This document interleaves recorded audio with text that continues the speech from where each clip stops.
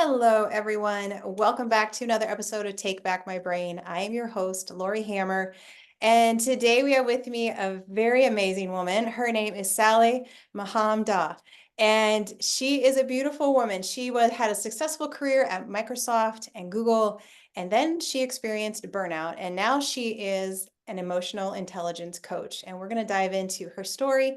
What exactly does that mean? What does emotional intelligence encompass? And so I'm really excited to have you on today, Sally. Thank you for being here. Thank you for having me, Laurie. I'm really happy to be here. Awesome. So I want to know what happened at Google and Microsoft and how you ended up becoming an emotional intelligence coach. Wow.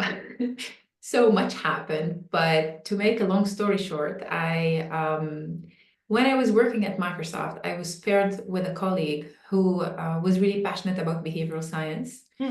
He got me a book as a gift after one of our trips. We were covering the EMEA region as pre-sales and sales engineers. And the book was Daniel Goleman's book. The Oh, title was something like your EQ should matter more than your IQ. yep. And I loved reading that book because it was explaining how the brain is elastic, how our emotional skills are can be literally exponential, and it really is a matter of practice. It is not a matter of personality or genetics. It really depends on the work that we're willing to do Mm-hmm. and the amount of experimentation that we're willing to play with. And I loved reading that book. That's how my passion started. After I was at Microsoft, I got recruited by Google and I joined the team there. And the manager I had in that team was really, really great. And I remember telling him that I felt a little bit limited because it was a French-based role and that I missed traveling. Mm. So he said, would you like to go on a training abroad? And in exchange, you bring back the training to the team. And Nice. of course, the training I picked was really focused on emotional intelligence. I had been Perfect. reading a few books and I was really curious to just deepen my knowledge and my practice. So that was, I think, in 2017, 2018. And when I went to that training, Laurie, it was like I fell in love, but Mm. with an industry. Uh-huh. I fell in love with an area of skills and expertise, and the training was a 5-day training. I literally did not look at my watch the whole time. When they would tell us it was time for lunch or for a snack, I'd be like, oh no, I'm having so much fun, I don't want to break. And it was the first time I actually realized I love this. I love this space where I'm learning, where nothing is limited. You Mm. can ask So so good. many questions. Mm-hmm. It was just so different, Yeah. so different from the corporate world and my corporate career. But it was 2018. I had no expectations. I just thought it's great. I've taken this training, how much fun. And then I'll just go back, bring it back to the team. And in 2019, Daniel Goleman, who wrote the book, published on LinkedIn that he was going to open a training program and Oh, that he was going to take on a cohort of coaches and that he was going to work with his team and with a training foundation to train them on coaching for emotional intelligence. I didn't know exactly what coaching for emotional intelligence meant, but I was already in. right. So I applied and I did that in 2021. And the funny part is it was during COVID. I got pregnant that year. I was working as a partner manager at Google. So it was a really, really intense year. But I loved showing up to the residencies. The first part of the year, they were in the US. So I was extremely happy to go and learn from the source. But there was COVID and we were Yeah. locked down in France. We went through 3 lockdowns. I ended up doing the rest of the residencies remotely. Most of the calls would happen between 8 and 12 p.m. my time. Oh my. Despite like the craziness of it, I was just so happy to show on the calls. Right. Too many strong signals, Sally, you're loving this. You're loving it. I loved learning, learning from teachers and people who are specialized in researching these topics, but also just from peers. So people who had been coaching for emotional intelligence. And as I was learning, I realized It is really about a set of human skills that most of us have. Some of them are natural strengths for us, like having empathy for others or being ambitious and wanting to set up goals. I just love the angle we were approaching those topics. So instead of just talking about the theory of empathy and saying that being empathetic means caring for other people or feeling for them, we were actually talking about how we could show up with empathy. Mm, So when there's a conflict, when there's a disagreement, how can you keep the whole conversation human? How right. can you go back to what is the topic of the conversation? Because we all get so caught up in our emotions, and then it's so hard to see the other person and to honor their needs. So there were different practices like that that we covered while talking about all these competencies and skills, and there are 12 of them. Half of them are really focused on us. So getting to know ourselves, understanding ourselves.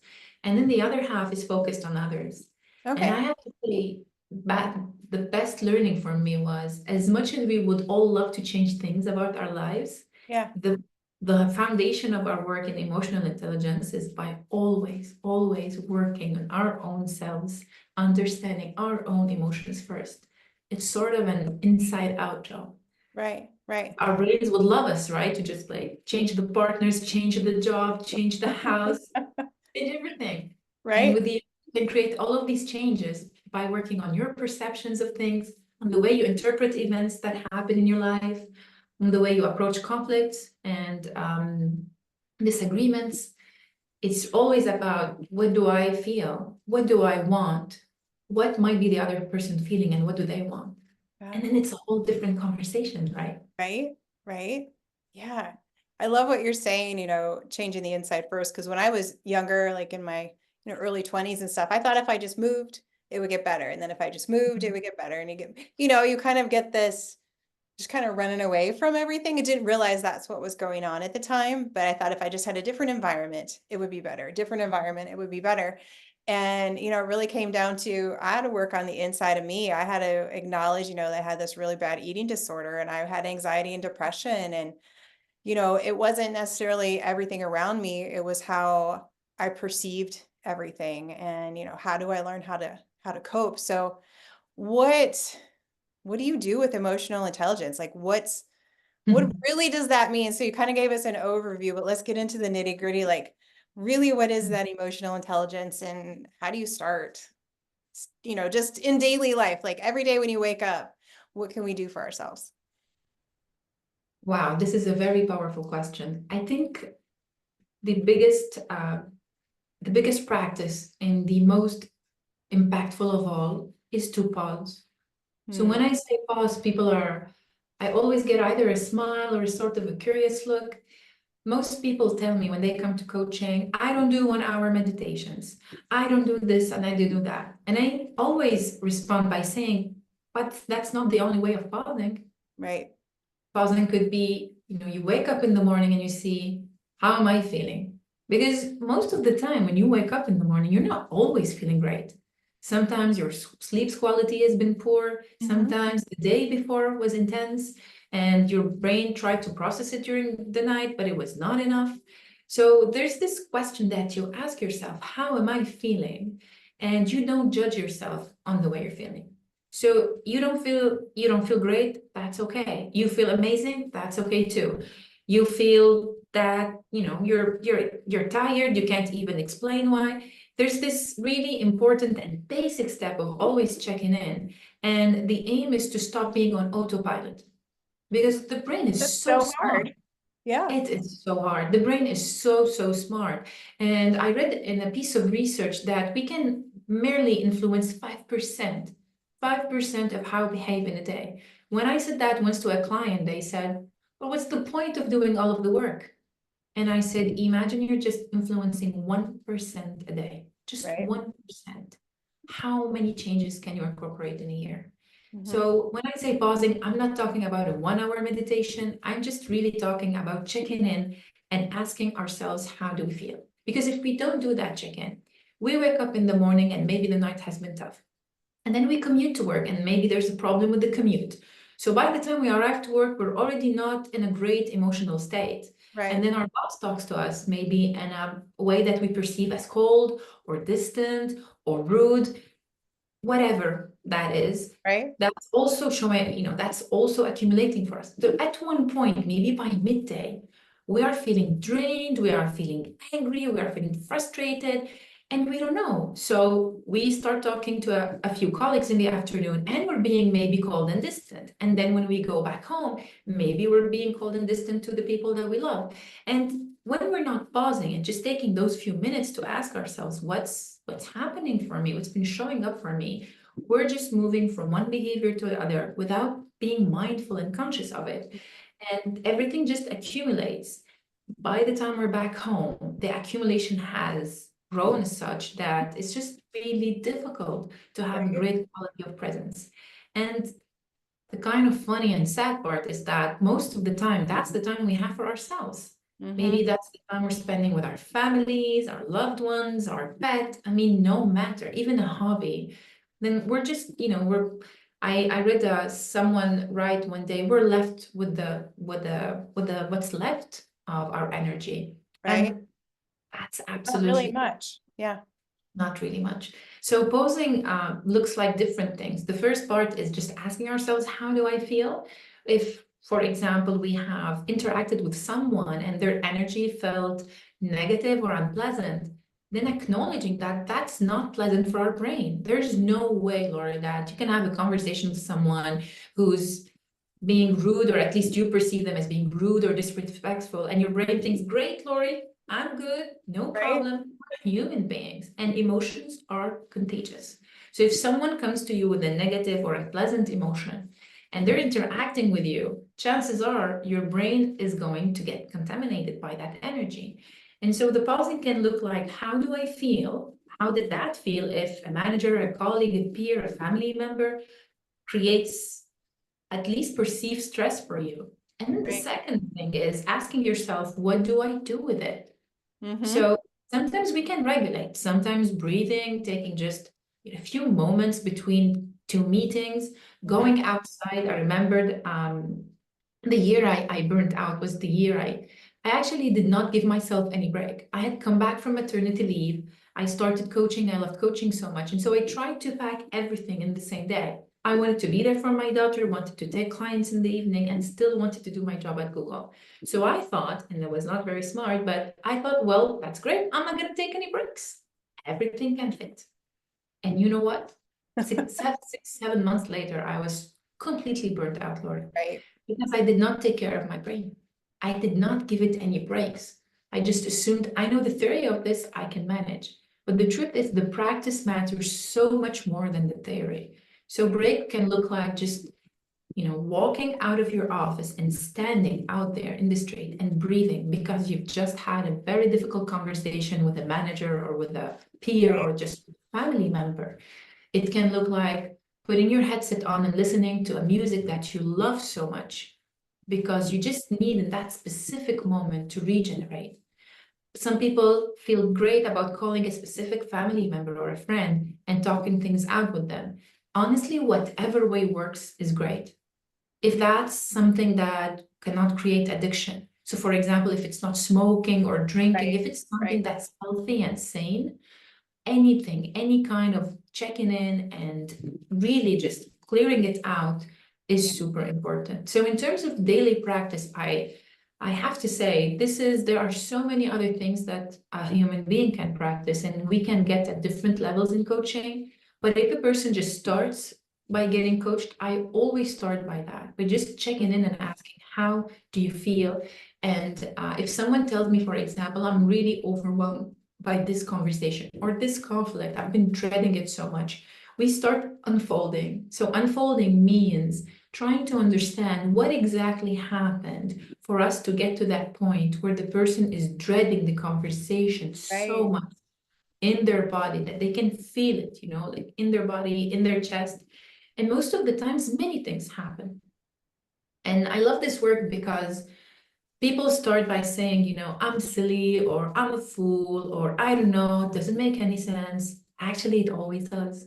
There is always an explanation, Laurie. There's always an explanation from a pure behavioral science perspective. We are not idiots when we react in, I'd say, ways that are not very wise. It's because our brain got completely sabotaged. We had so many negative emotions to deal with. And because we were not equipped and we didn't have tools and strategies, well, then we just get completely overwhelmed. And it's a lot to digest and process. And part of this work is really about looking at ourselves with kindness. Mm, It's yeah. it's not okay to judge ourselves for our emotions or our responses. It's not a matter of not being intelligent. It's not a matter of being silly or not knowing how to manage. It really is about understanding how our brain works, how our emotional brain works, and just honoring it, honoring our needs of regeneration and of rest, and understanding that if we don't give it that, then it's very hard for us to function. Mhm. And most people will tell me, well, I'm still able to work. I'm still able to do this and that. When I say I burnt out, I don't mean I was unable to perform. Right. Work-wise, Right. things were great, but I Yep. was talking about my mental health, like my Oh, sleep yeah. Yeah. quality was so poor, Laurie. Like I would wake up at 3 a.m. and just look at the ceiling in my room and I'd be unable to sleep. I'm Wow. talking about the time it takes us to unwind. For example, you've had a long day at work. How long does it take you to just go back to a different mental space and to want to enjoy a good meal or have a lovely moment with a family member? I have a daughter who's 3 years and a half, and I'm able to judge my mental state by my quality of presence around her. Mm, If I'm around her and I'm happy about that experience that I had, that's great.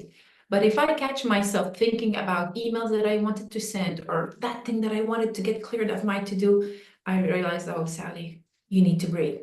you need to So breathe. I Yeah. ask her to give me a few minutes and then I go to my room and I just take a few minutes in a very calm space and I remind myself that right now I'm here, I'm with her in this moment. Right. And everything that I'm worried about is probably important, but that it can wait.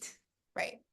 So, so And true. it's Yeah. that check-in, done regularly and never judging ourselves because some days we'll be able to regulate better. Yeah. Every day is a challenge. And if we have slept properly, then that will definitely help because the That does brain, help so much. absolutely. And I really, I want to show all these different dimensions, Laurie, because most people will think I've done this coaching or, I have this mindfulness application, so everything should be great. Well, there are so many dimensions to well-being. It's have we eaten throughout the day? Have we had some water? Have we had a nice warm drink? Were we able to have a good night's sleep? How many times were we stimulated? By that I mean, how many meetings have we taken? How many calls? Was our phone ringing the whole time? I mean, all of those things drain the brain. And then it's very hard to ask the brain to perform at its best. Optimally. Yeah. I mean, there's no magic. I know we would all love to find just like this magical button where we're always able to get the best out of the brain Right. without putting in the work. Or I haven't found the button. we're sleeping. Like if we just didn't have to eat and sleep, what could we accomplish, Sally?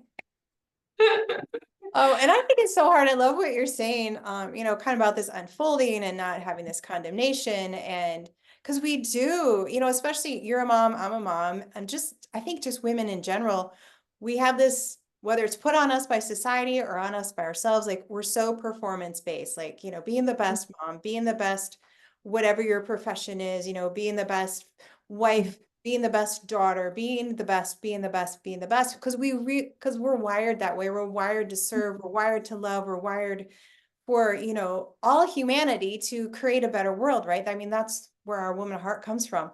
And we are awful at pausing. We are. Every woman that comes into my office, like, okay, I'm not sleeping, this is going on. I'm so stressed out. I'm so overwhelmed, and I work on calming the brain with nutrition, right? And amino acids.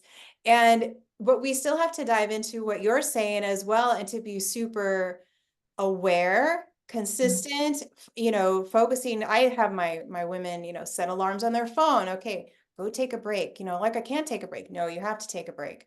I was working Mm, with an executive and I said, on your lunch break, I want you to go to your car, separate yourself from everybody and everything. Take 45 minutes. We started with a half an hour, and then she eventually started, to do an hour, but she would literally recline her chair back in her car, take a nap. She set her alarm, so she wouldn't like miss anything.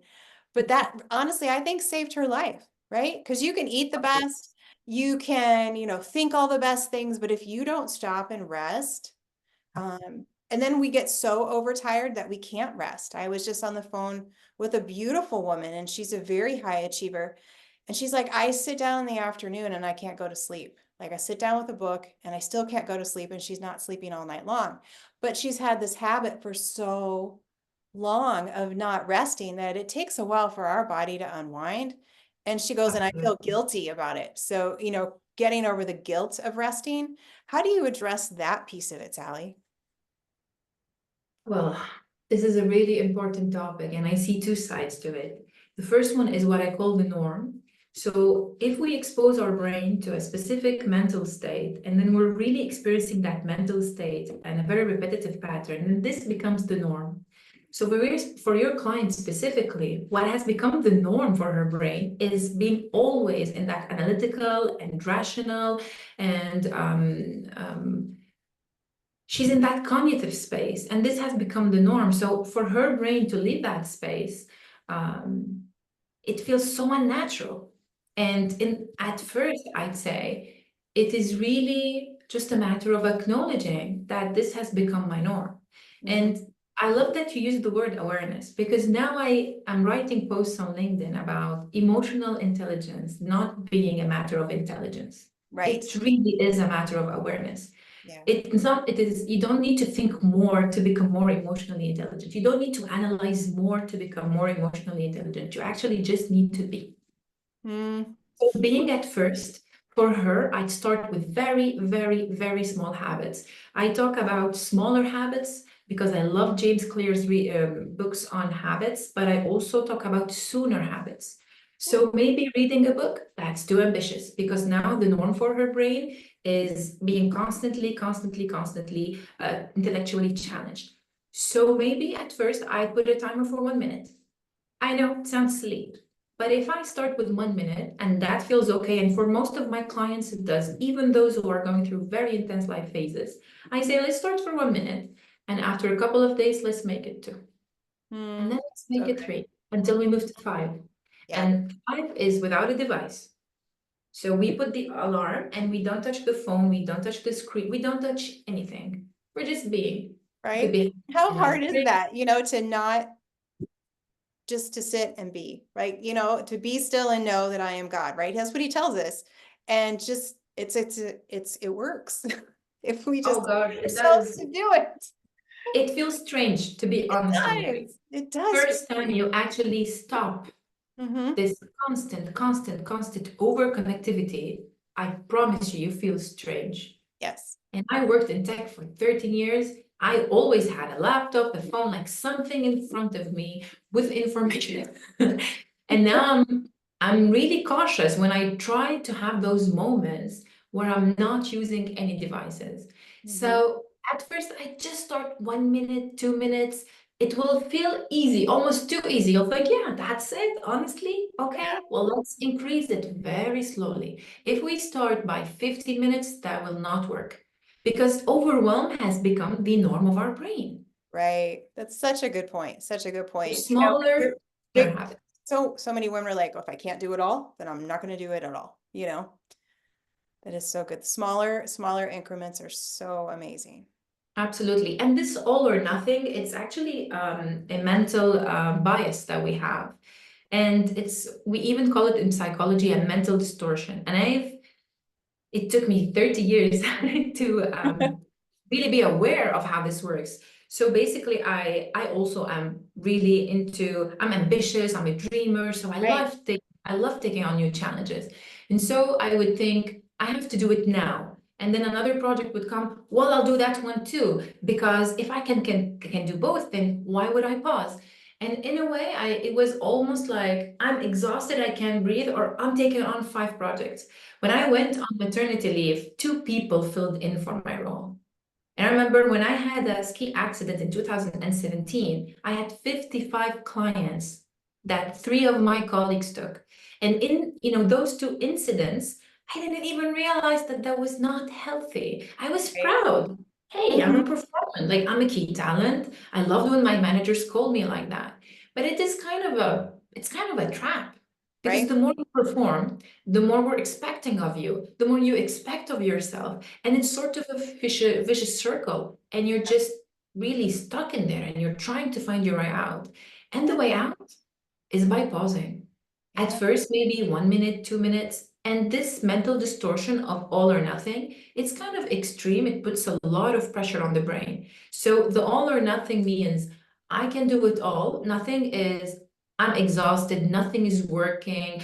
I'm not a great Mhm. person, mom, parent, partner, employee, or leader, manager. And the in between is very difficult to find. And Yeah. balancing between those 2 extremes is not easy for the brain. And one of the techniques that can actually work is the yet. Ooh, what is So maybe I don't choose to do this yet, which that? does not mean that I'm not an ambitious person. It doesn't mean I'm a bad parent. It just means that I've taken a decision for this specific moment.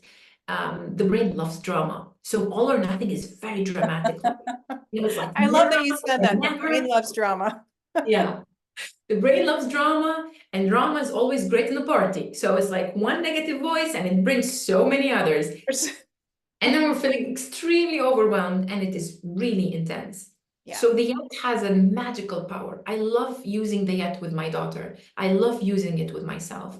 Every time I'm feeling overwhelmed by something that's bigger than me, that's complex, that I can't get a hold of, instead of telling myself, I'll never figure it out, it's never going to work, I'm a bad this or that, or I have to figure it out now, I have to figure all of this, I have to solve it. This all or nothing that we're talking about. I just try the yet. Yep. Yet or for the moment. For the Mhm. moment gives you perspective with time. For the Yeah. moment is a very specific set of time. So maybe tomorrow, in 1 week, in 1 month, in 3 months, you'll actually be able to figure it out. So you're Mhm. just telling your brain, cool down. Right. For the moment, I don't know how I'm going to approach this. I don't know what's the best decision to take. I haven't incorporated this habit yet. And the yet just allows you to see that this is one point in time. You have all of your achievements that are here as a proof of Hmm. everything that you are capable of. And then everything else that you would love to achieve. And the yet is the bridge between both. Right. And so all of a sudden you're not disconnected, because the all or nothing has no bridge. Mm. And so It's you're either on one side or on the other, and neither feels good.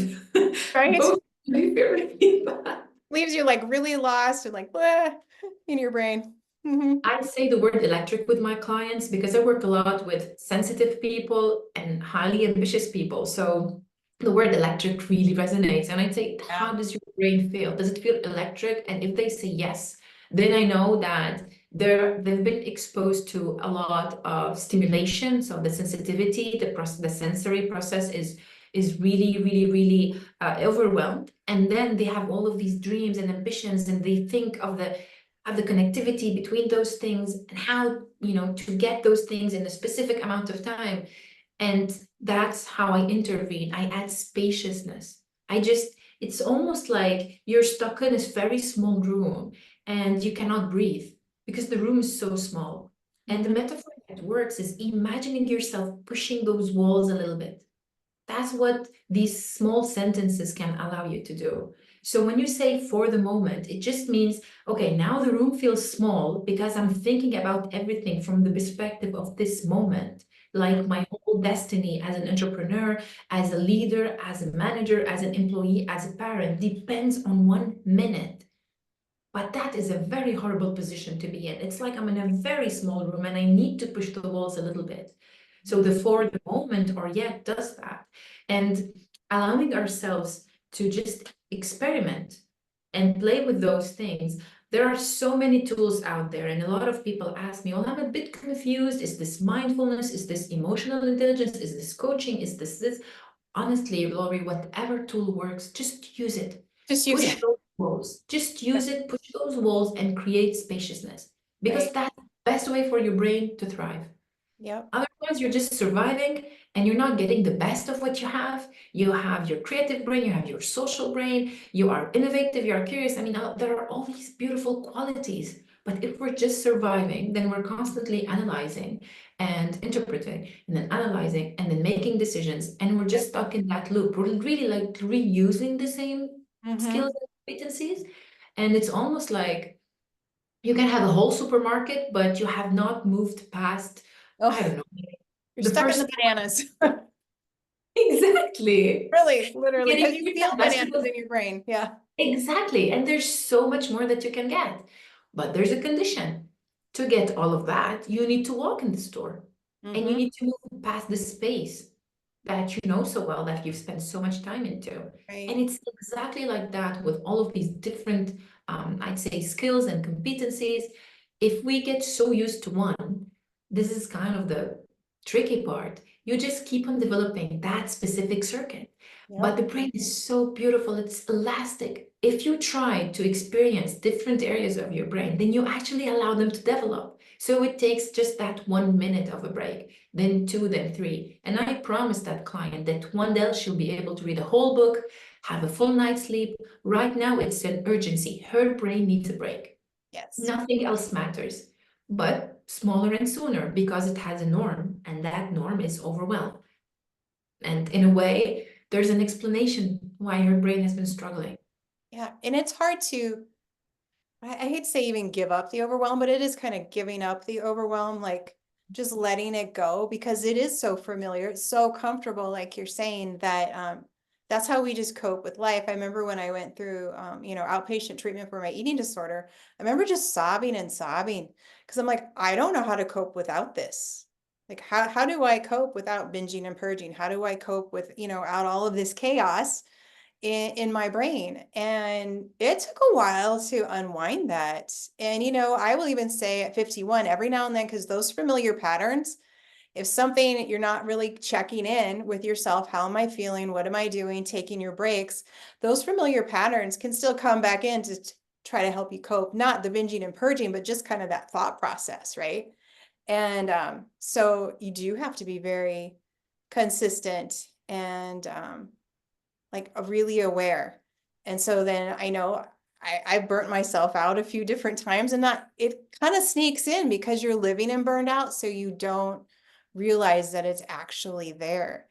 And once you have children, it becomes more apparent because how you respond to them is different if it's your spouse. But when you have children, the burnout is more evident, let's just say, for sure. Do you find Absolutely. that? I want to thank you for bringing out the burnout topic and even being so vulnerable and sharing that you have burnt out a few times. I burnt out in 2022, and I believe now that I have had a few burnouts during my career, but I didn't know what a burnout was and I didn't know what it Right. looked like, so I did not name it. Because But it's my not, it's, I don't mean to interrupt you, but it's not like you can't get out of bed. It's not any of that stuff. It's just like you sit there and this is me, I've sat at my desk, after seeing a long day of clients, and I honestly just put my head down on my desk like this, and the tears would just run. And I get up and do it the next day. Not that I didn't want to do my job, not that I didn't love my clients and I didn't love my family, but I'm just like, I don't know how to keep this pace up. And I'm like, okay, but I have to. You tell yourself these lies, but I have to, but I have to, but I have to. And you forget that you also have to rest.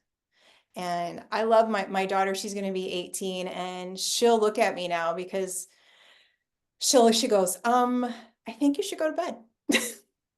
She's just so, I think you should go to bed. I think you should give me your phone because I'll sit there and rest, because I'll lie to myself still too. I'll sit there and rest and answer a few emails, a few Voxer messages, whatever it might be. She's like, hand me your phone, go to bed, you know?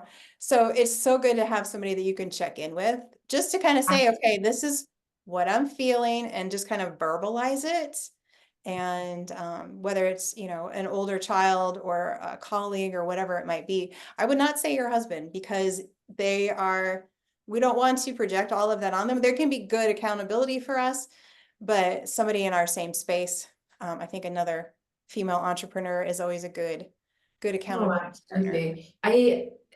The tricky part about burnout, well, first of all, we live in a society where we've always been pushed into overwhelm. For Yes, example, when you think of my years where I studied, I mean, we had so many exams the same week, we had so many hours of class, and in a way, if you were not able to keep up, you were the problem. right, I was a really great student. I loved school. But now looking back, I'm trying to make different choices for my daughter because I don't want to put her in that system where she's just supposed to perform at any cost. right. I really care about the cost of mental health. And when I burnt out, I had actually already my degree in coaching. And Mhm. I remember my first thought was, hey, you're a coach. How can you burn out? Right, And my thought transformed into, hey, you're a coach. You know why you're burning out. right. And now I am positive, Laurie. I'm certain that I'm going to burn out again in the future. Because every time I go back to autopilot, every Uh-huh, time I stop checking in with myself, I'm going to overwhelm my brain. And there will be a point that my brain will send me signals. I'll ignore them.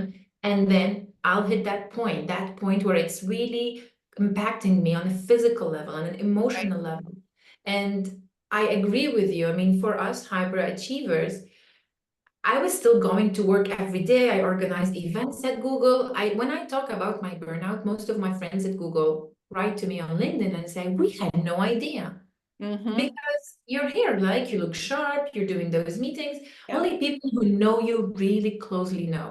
My sister, for example, who's really close to me, noticed because I was always wearing the same pair of jeans that were one size bigger than my size.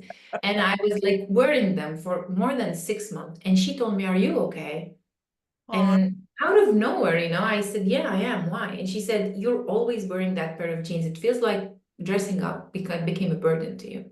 Mm, That was spot on, Laurie. that was spot And on. another person who noticed was my husband, because I loved being around our daughter. She was only 1 year and a few months when I burnt out.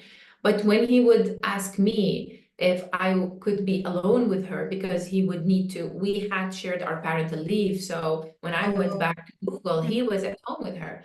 And I would just like look at him and not look excited about that. Mm, And so he said, are you okay? Because right. I loved our daughter, but I was so into my own mind thinking, oh, but if I drop her, at this hour at this place, then I have 30 minutes for myself, and then I can get this and this and this done, and then I can prepare for my coaching session. And so my mind was always, always, always, always working. It had no break.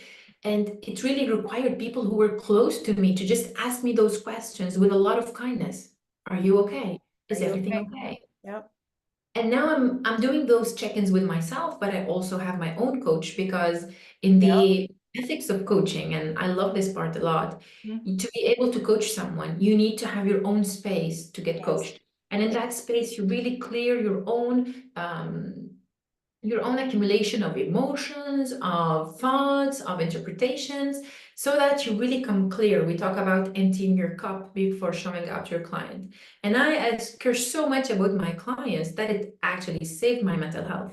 Because once I realized that if I wanted to be an ethical coach, then I needed to get coached. Yes. I added that slot for myself every other week. And so every other week, I had a space to go through my weeks to discuss what has been the highlight and the low light, and if I had an emotion that I had a really hard time recovering from, and then it kept me sane.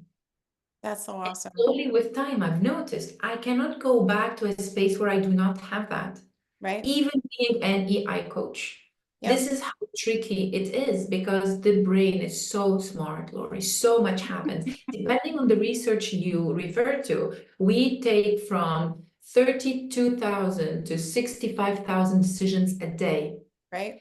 80 to 90% of our thoughts are negative and 95% are repetitive. Wow. How scary is that? So Mm-hmm. if you're able to do these check-ins by yourself, amazing, but it's really hard, Mm-hmm. even for me, the AI coach. And so if you can have someone, if it's a friend, a daughter who's so in tune, I mean, Mm-hmm. that's amazing. Her level of awareness is amazing. And some Right? people have these natural talents, these Yeah. EI skills. That's wonderful. Someone who can talk to you without judging you. Because if they judge you, then you'll get defensive, your brain will get into defense mode, and you're not going to be able to build anything constructive from there. So you need someone who will not judge you. You're spending too much time on your phone. But someone who says, do you want to take a break from the phone? That feels different. Right. Or do you want to, can I take over on this? So maybe you can have a few minutes for yourself. That feels great. But if Mm-hmm. someone says, oh, you've been doing a lot of this and that, well, naturally your brain will feel judged and evaluated, and that will not be constructive. So there Right. are all these different, again, tools. Honestly, I just insist, no matter which tool and no matter who tells you about the tool, do whatever feels right. And what feels right is what makes you gain space. I Mm, think that's the easiest way to know if something is working for you or not. right. When Yep. you do it, how do you feel? Do you feel like you have gained some calm, some composure? Do you feel like you have more spaciousness? Do you feel like your heart rate has slowed down a little bit? Then great, do more of it. And if it doesn't feel like that, then try a new tool. There are so many tools out there, and luckily now we have all these resources online that we can use.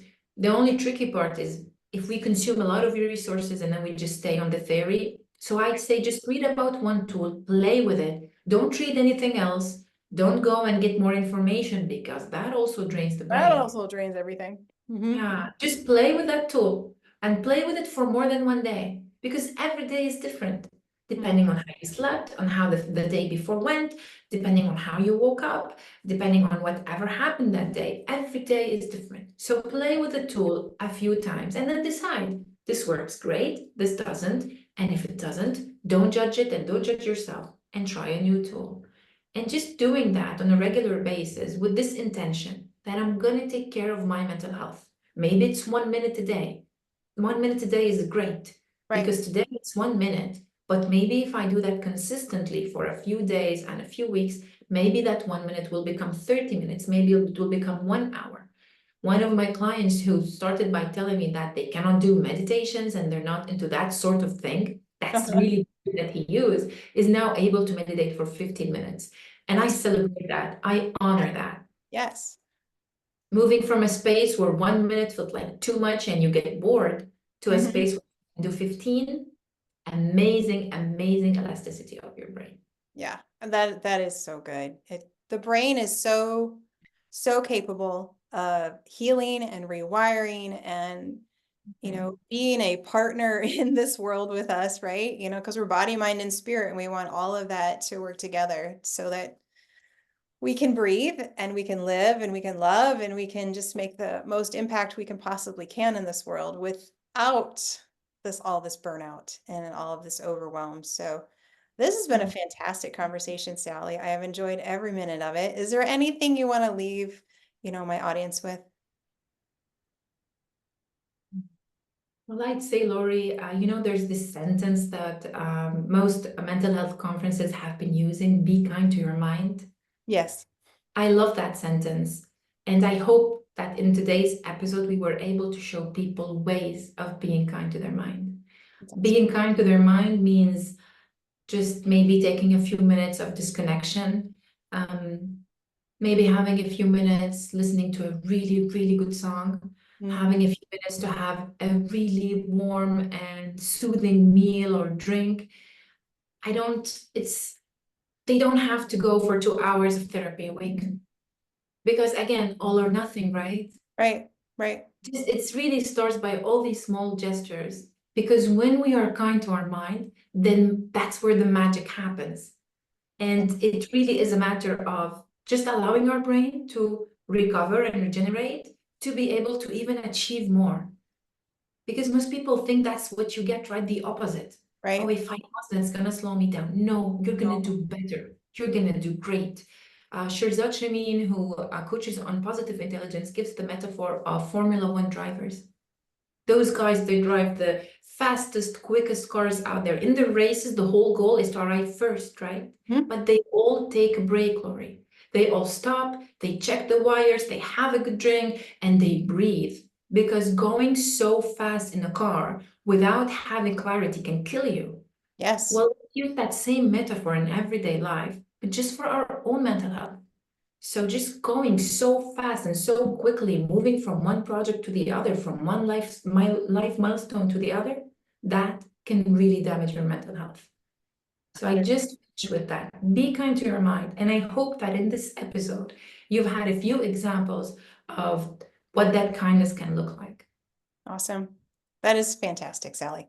Thank you so much. Yes, all of you go out and be kind to your mind. Join me in the next episode of Take Back My Brain and have a blessed day.